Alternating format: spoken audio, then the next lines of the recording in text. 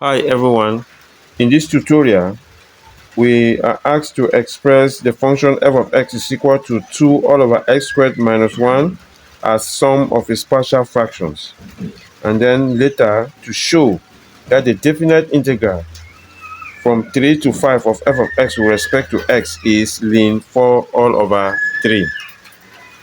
Let's start.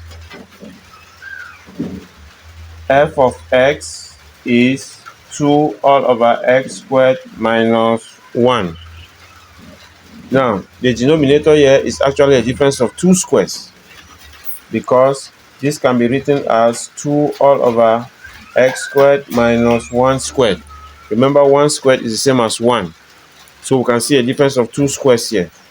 Therefore, if we apply the difference of squares identities, we're going to have 2 all over x minus 1, x plus 1. Right? Now, we have simple linear factors at the denominator. Two simple linear factors at the denominator. So the method of transforming f of x as sum of its partial fractions will be f of x identically equal to a all over the first linear factor plus b all over the second linear factor. It's written as such. So we have to look for the values of a and b. So we're saying 2 all over x squared minus 1 is identically equal to a all over x minus 1 plus b all over x plus 1. All right, so we have to look for a and b. Now, if we cross multiply by this denominator here, x squared minus 1, knowing fully well that x squared minus 1 is x minus 1, x plus 1. Knowing fully well that this is this, if we multiply all through by x squared minus 1, we're going to obtain 2 is equal to this x minus 1 will cancel this one, and we're left with x plus 1. So have a into x plus 1. And we multiply this by this same expression, x plus 1 will cancel x plus 1, and we're left with x minus 1. So plus b into x minus 1. That's what we get. So from here, we want to find the values of a and b. To be able to get the value of a, we look for a way to eliminate b. We see that if we put the value of x to be 1, if we put the value of x in this expression to be 1, then we're going to obtain at this level 1 minus 1, which will be 0, and so b will be eliminated. So we'll be able to calculate the value of a. So we say let x be 1. Our aim is to eliminate b. So we'll put it there. We're going to have 2 is equal to a into 1 plus 1 plus b into 1 minus 1. So that we have 2 is equal to 2a plus b multiplied to 0. So it's 2 is equal to 2a. So if we divide both sides by 2, we have a is equal to 1. We got the value of a. To be able to eliminate a, we see that if we put x to be negative 1, then negative 1 plus 1 will be 0, and a will be eliminated, and then we'll be able to calculate the value of b. So we'll also say let x be negative 1. All right, so if we put it in a expression there, we'll have 2 is equal to a into negative 1 plus 1 plus b into negative 1 minus 1. So we're going to have 2 is equal to negative 1 plus 1 is 0. So a multiplied by 0.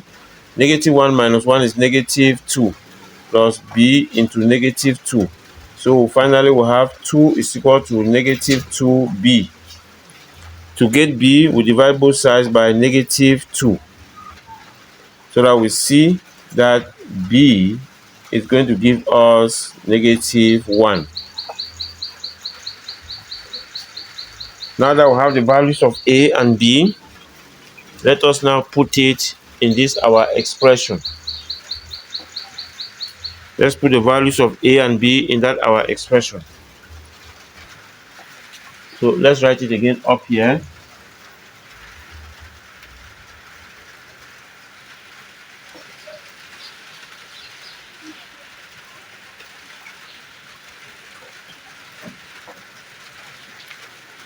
we are going to put the values of a and b in that our expression.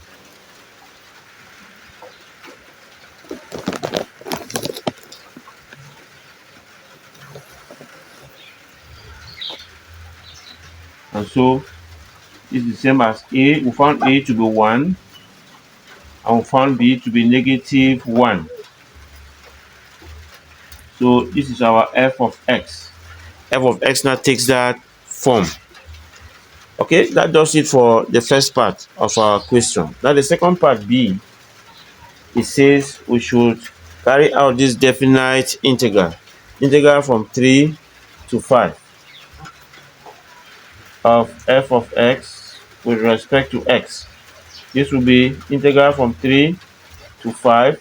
This is our f of x minus 1 all over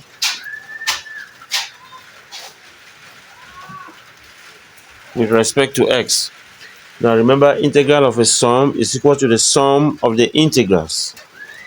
So this will split out to be integral from 3 to 5 of 1 all over x minus 1 with respect to x minus integral from 3 to 5 of 1 all over x plus 1 with respect to x.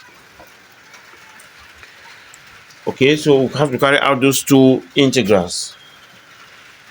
Now, if we take the first one, integral from, if we take the first integral from 3 to 5. Integral from 3 to 5 of 1 all over x minus 1 with respect to x. That will give us, since the derivative of this denominator is up there, it will just give us ln x minus 1. Right? So at our limit points 3, 5, we're going to have ln 5 minus 1 minus ln 3 minus 1. This is going to give us ln 4 minus ln 2. Right?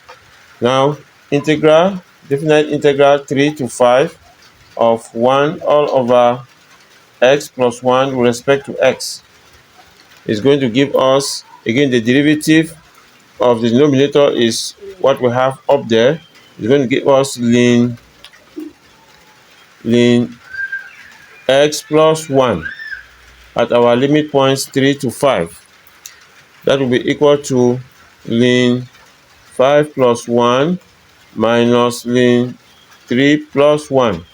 This is going to give us ln 6 minus ln 4. Okay, so let's continue this way.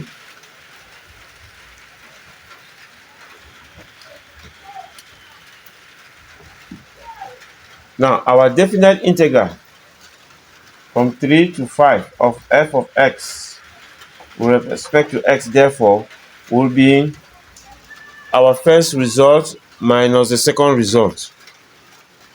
Okay, because we had that minus in between that we had earlier.